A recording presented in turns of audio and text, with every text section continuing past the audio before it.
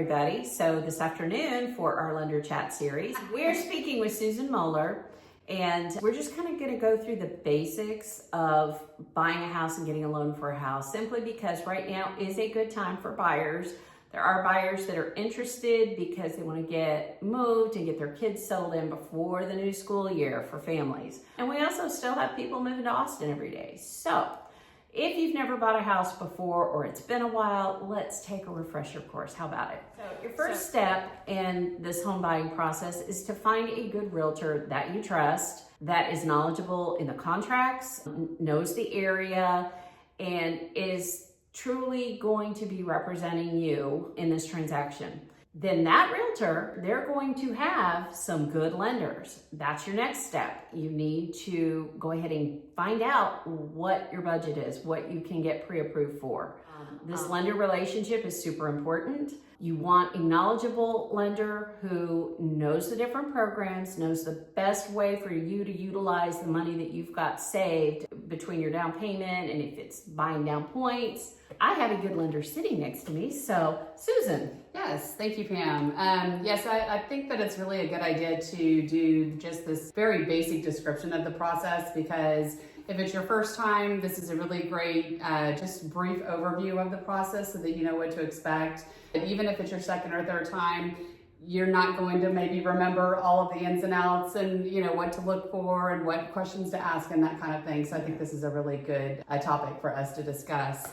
And so to that end, you said find a good realtor. So once that person is ready to move forward and get pre-approved, the first step that we're going to do is probably have like an initial consultation and talk about the client's needs. Every person's situation could be different. So some similar, but some very different. Some people are looking to buy their forever home. Some people are looking for a stepping stone home, if you will, starter home that they might plan to sell in a few years. So all of those things become important in those conversations in that initial consultation. In that consultation, you might discuss things such as how much money do you have available to put down? What does your credit look like? What are your goals? What are your monthly payment ranges that you're comfortable with?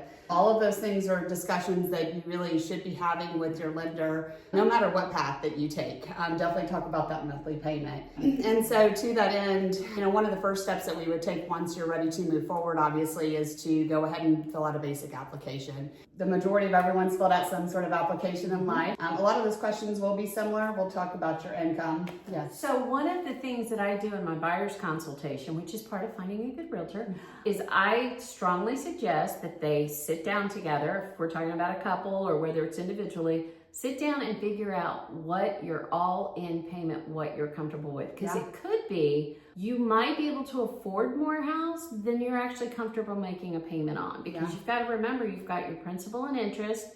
Those are the fixed parts unless you do some sort of a buy down.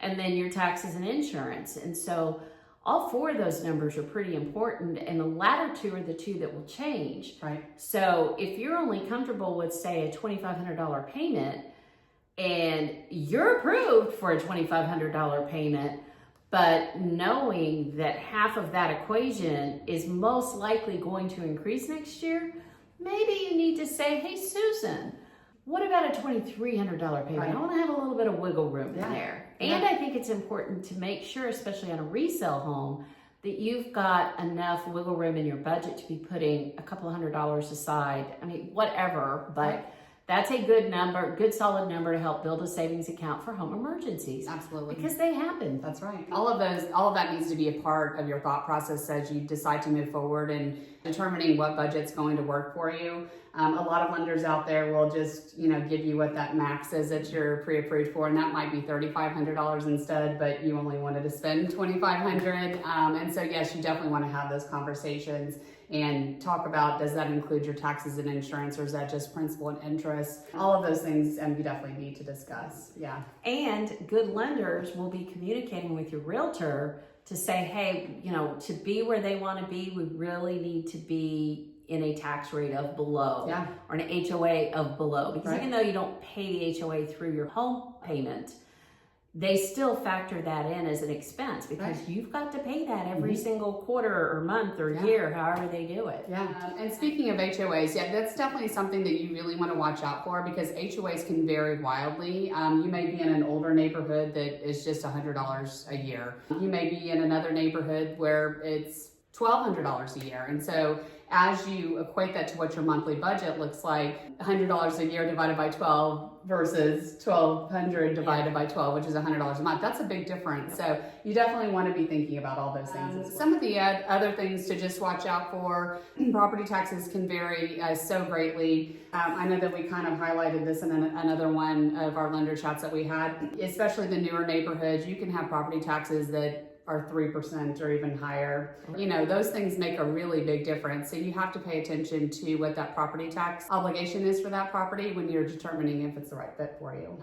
And so, you know, we'll just get right on it. You know, we'll talk about the application. If we're ready to get pre-approved, we can do that, you know, obviously over the phone, in person, online, all of those things are available. Basic application should be easy to fill out, you know, just the normal specifics of your work history, address history, income, that kind of thing. Of course, there is the credit check. So as you prepare to enter into this process, you really want to be thinking about your credit and your spending habits. You know, don't be maxing out your credit cards. God forbid, not pay your bills when it's time to go and fill out your mortgage application. I think I've seen it all, but you definitely want to mind those P's and Q's leading up to that mortgage application. And then once the lender does pull the credit, then that's kind of when the wheels start turning in terms of the pre-approval process. So my job would be to review the application, review your credit, review your assets, income, obviously. All of those things factor in with how much that you qualify for. So there's so much information available online now. What documents that aren't available online do we need to be prepared to have available to provide, so that we don't have to go to the safe deposit box to find something? You're right. So many are available online electronically, which is great. That's the easiest way to retrieve and send them. Your basics really are your pay stubs, your W-2s, 2 years of W-2s, 30 days of pay stubs, 2 months of bank statements. I'd like to talk about that two forms of ID, of course. I'd like to talk about that very quickly though. Be mindful of your bank statements as you're leading up to your mortgage application. Don't go pull your mattress money, as we call it, and deposit $10,000 in cash that we don't have a paper trail for. Unfortunately, and people do it, they really do legitimately, but unfortunately that does create issues for underwriting. So if you're nearing the point where you're going to go ahead and fill out that application, make sure that those larger cash deposits that might be going into your bank account go in 2 or more months before you start your mortgage application, because the underwriter is going to require 2 months of bank statements. All large deposits do have to be sourced and verified via a paper trail. So that's definitely something to really consider as well. I think we covered the basics of the basic documentation. Once that's submitted, then basically at that point, we would be reviewing all of that documentation. That's to confirm your pre-approval, which is what your sellers are looking for when you go to make an offer. They want to see a pre-approval letter, right, Pam? And here's where having a good lender is also. If you're looking at a popular property, it never hurts to have your wonderful lender call that listing agent. Hey, I understand one of my clients will be submitting an offer. I just want to let you know, blah, blah, blah, blah, blah. Yes, absolutely. Because I've heard every story under the sun of lenders that don't take those steps to verify that documentation. Most listing agents are going to be mindful of that. They're going to be looking for that. They want to know if your lender has verified your documentation and confirmed your pre-approval, because anyone can submit an application, state what those numbers are. Until you get the documentation to look at it and actually prove it, verify it, then the pre-approval really isn't valid. Well, and as a listing agent, part of my process when we get offers is to call the lender and ask those specific questions. Absolutely. And I was at a realtor thing yesterday and we were all talking about how so many realtors don't do that. Yeah. we want to do our due diligence to protect you, and then of course the listing agent wants to protect their seller.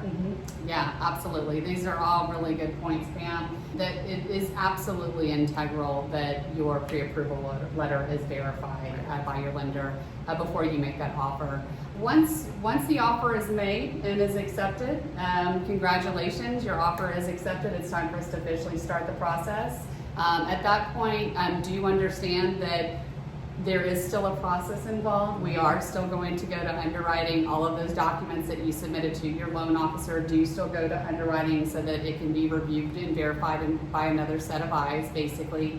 And so that's really kind of the processing and closing process. During that time, the things that you can expect to happen is you'll have your appraisal order, not to be confused with the home inspection. Correct. Right. And Pam will definitely assist you with the home inspection so that she can explain how that differs. The appraisal is just exists to just confirm the market value of the property. So that is part of the lender's process, and it happens during the underwriting phase of things. During that time, the processing department is going to be ordering title work so that you can have a clear title on the property, which I know we've discussed. Absolutely want to close with a clear title on the property. You want to have a good title policy to protect yourself for it, and that's exactly what the title company does. Oh yeah, they're very good at going back and doing that title search because they don't want to be on the hook by saying this title is clear if it's not, and we don't want you getting a knock at the door at 6 months saying, hey, you owe me money, or hey, I'm so-and-so's long lost heir. Yeah. So, and that's where working with good title companies is, it's all part of the process and all part of the team. Yes. So, yeah. But one thing I wanted to say, I know when I go through my buyer's guide with prospective new buyers, when we come to the underwriting part, it's so important, you guys. If your lender asks you for a document, you need to get that to them within 24 hours, if not sooner.